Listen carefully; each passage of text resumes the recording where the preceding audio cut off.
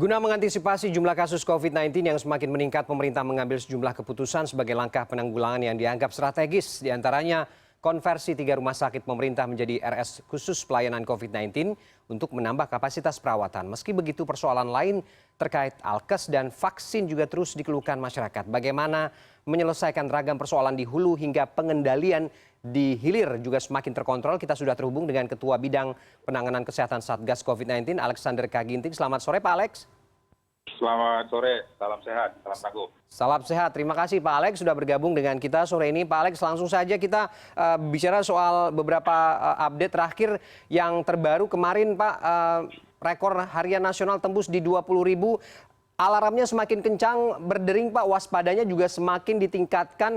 Karena gini, kita pernah sukses ya Pak ya, kalau tidak salah 11 bulan ke belakang ini kurvanya cukup menurun begitu. Tapi belakangan case count ini pecah rekor. Apa yang terjadi Pak? Bagaimana menyampaikan soal ini ke masyarakat? Ya, jadi sewaktu kita mencapai 15.000 itu hampir sama dengan bulan Januari 2021 saat selesai libur Nataru. Dan waktu itu kita mengkontrolnya dengan PPKM 1, PPKM 2, kemudian PPKM skala mikro. Saat itu sudah melandai. Ya. Melandai, kontak tracing-nya itu sudah optimal, walaupun belum maksimal ya. Dan kontak tracing saat itu masih di bawah kendali Satgas. Oke. Dan kemudian setelah itu terkendali, itu kita serahkan kembali kepada Kementerian Kesehatan untuk melanjutkannya. Dan kemudian kita sudah melakukan berbagai pembatasan, termasuk juga meniadakan mudik, kemudian meniadakan kerumunan-kerumunan, tapi ternyata masih banyak yang melakukan terobosan, sehingga infeksi masih berjalan terus. Jadi dalam hal ini, sekarang sudah terjadi peningkatan kasus, positivity rate sudah di atas 5%, sudah jauh sekali dibandingkan waktu kita bulan Februari, Maret. Ya. Dan kemudian juga kasus positif sudah 135.000 lebih. Dan hal ini bisa kita kendalikan ada dua. Kita mengendalikan di hulu dan mengendalikan di hilir. Ya. Jadi sebagaimana yang sudah diarahkan oleh Bapak Presiden, maka di hulu harus diimplementasikan PPKM skala mikro secara ketat dan secara tegas. Oleh karena itu, Pemda berdasarkan strukturnya, mulai dari tingkat desa sampai ke bupati wali kota itu harus terlibat untuk melihat indikator-indikator PPKM skala mikro. Dan sekaligus juga untuk menetapkan zonasi-zonasi. Apakah merah atau tidak. Tapi zonasi ini hanya bisa ditetapkan kalau kontak tracing itu berjalan maksimal. Sepanjang kontak tracing tidak berjalan maksimal di desa dan di kelurahan, kita tidak akan bisa melakukan zonasi. Jadi ini harus diingat, zonasi berhubungan dengan kontak tracing. Dan dengan demikian bisa dilakukan aksi untuk melihat apa yang mau dikerjakan. Nah kemudian ini dampaknya juga ke hulu, ke hilir. Hilir adalah rumah sakit. Jadi di rumah sakit tentu sekarang kita lihat banyak yang sudah 100%, ada yang 80%, dan ada yang 60%. Masing-masing rumah sakit dengan boardnya tentu akan membuat strategi-strategi sesuai yang sudah diatur oleh Kementerian Kesehatan. Dan strategi itu adalah mengkonversi tempat tidur. Tapi juga kita melihat bahwa Kementerian Kesehatan juga akan mengkonversi rumah sakit itu lebih dedicated kepada COVID ke arah 100%. Misalnya Rumah Sakit Persahabatan, Rumah Sakit Fatmawati, Sulianti Suroso, itu akan fully dedicated untuk COVID. Jadi, tapi ini untuk sedang dan berat. Jadi untuk ringan tetap harus ke shelter, tetap ke isolasi-isolasi yang terpusat yang sudah disiapkan pemerintah. Yang penting untuk hulu ini supaya tidak tinggi adalah kepada mereka yang sudah positif, kontak erat, bergejala, supaya selalu berada di. Kedua, kalau misalnya terjadi perburukan, harus segera kontrol ke klinik yang sudah ditunjuk. Jadi dalam hal ini Puskesmas adalah sasaran yang paling tepat dan paling dekat dari rumah masing-masing. Oleh karena ya. Pak Alex, dengan sistem kesehatan yang sudah disiapkan dari hulu dan ke hilir ini juga paralel tidak dengan alkes dan nakes yang kita tahu keluhan di sejumlah rumah sakit terkait alkes dan juga nakes yang juga mulai tumbang. Ini sinkron tidak? Jadi yang namanya meningkat tentu akan melibatkan beban juga naik. Beban itu juga akan berhubungan dengan SDM, berhubungan juga dengan logistik. Tentu pemerintah sudah menyiapkan berbagai sarana dan prasarana dan memastikan dari industri ke distributor ke rumah sakit ini supaya bisa terselenggara dengan baik. Tentu ini harus ada jaminan supply logistik yang tidak boleh terputus. Yang kedua, untuk SDM tentu akan perlu dimobilisasi dari daerah yang bornya lebih rendah ke bornya yang lebih tinggi. Ya. Jadi untuk itu memang kita minta supaya rumah sakit ini berkolaborasi. Oke. Artinya ada di satu titik yang di pasiennya sedang dan berat memerlukan SDM yang lebih banyak. Tentu dari daerah yang bornya di bawah 50%, 40%, mungkin bisa meminjamkan atau merotasikan. Oke. Yang paling penting adalah nakesnya jangan sakit. Oke. APD-nya juga harus baik. Oke, Pak Alex, kenapa ini penting ditanyakan? Karena beberapa waktu ini kita banyak sekali menyaksikan kondisi di mana rumah sakit penuh, pasien dirawat di bak mobil, di halaman parkir rumah sakit, di tenda-tenda.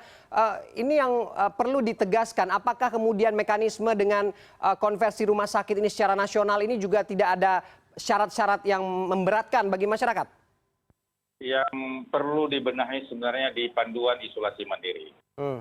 Kalau panduan isolasi mandiri ini bisa dilaksanakan dengan baik, dia mendapat obat-obat dari hulu dengan baik, dari puskesmas dengan baik, tidak semuanya mereka jatuh ke fase kedua. Kita sudah hitung bahwa 80% ini akan recovery. Tapi persoalannya mereka yang ada di isolasi mandiri kurang tanggap, kurang cermat untuk melihat gejala di dirinya. Kalau ini ada terjadi perburukan, sebaiknya secepatnya lah melakukan konsultasi ke vaskes yang terdekat. Jangan kalau sudah buruk, sudah membutuhkan oksigen, sudah sesak napas, baru datang ke rumah sakit. Persoalannya di situ.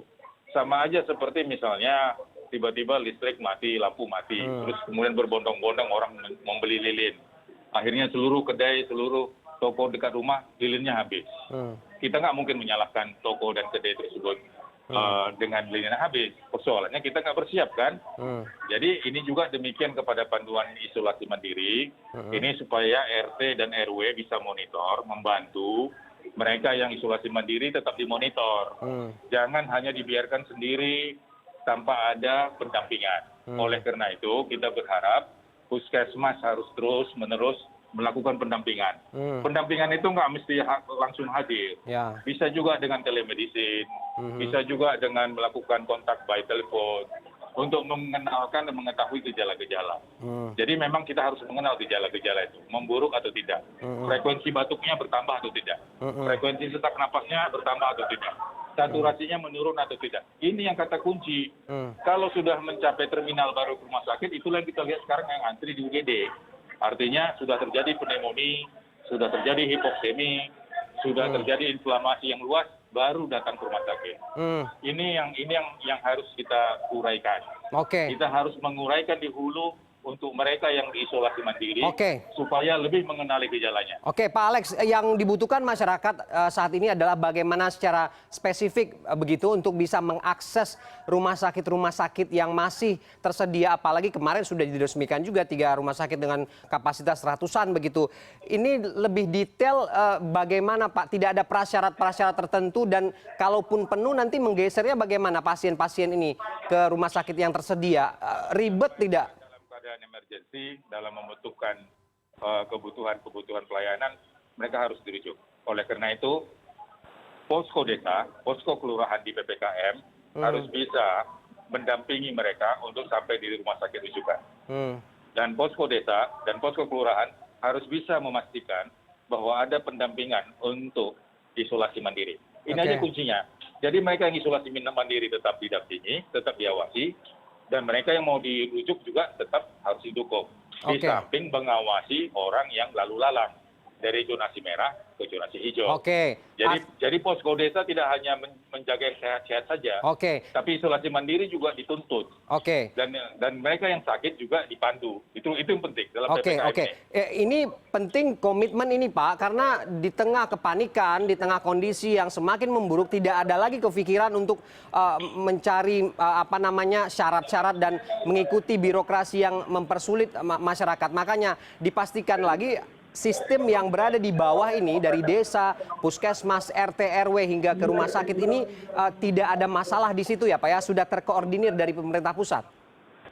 Ya, jadi artinya dalam sistem emergency kita tidak menanya lagi soal KTP dan soal surat domisili. Oke. Yang penting adalah life saving. Persoalannya adalah apakah sistem di hulu itu berjalan dengan baik, mulai dia ditetapkan sebagai isolasi mandiri. Kalau dia sehat, alhamdulillah. Tapi kalau dia perburukan, sudah ada yang mendampingi atau belum? Itu dulu. Dan kemudian kalau sakit, sudah tahu rumah sakit rujukannya atau tidak? Itu yang penting. Sehingga dengan demikian, kita akan bisa membatasi mereka yang perburukan. Jangan semuanya datang ke rumah sakit fase 2, fase 3. Berarti skemanya jelas ya Pak ya, jangan sampai nanti di lapangan justru kebingungan lagi masyarakat. Terakhir Pak Alex, soal Vaskes dan Nakes pemerintah ini mulai layani vaksinasi dan edarannya sudah terbit, akan seperti apa running di lapangan Pak soal ini Pak, dan bisa dipastikan tidak ada lagi juga kesulitan bagi warga untuk mengakses vaksin ini? Sepanjang dia tahu di mana sentra vaksinasi dibuka, dan kemudian dia bisa menunjukkan KTP-nya, dan dia tahu namanya, dan kemudian kalau KTP-nya berbeda dengan domisilinya, dia bawa surat keterangan dia berdomisili di mana, sebenarnya nggak ada masalah. Dan di sentra vaksinasi itu tentu ada proses registrasi, ada proses tanya jawab, ada message, baru kemudian dilakukan tindakan.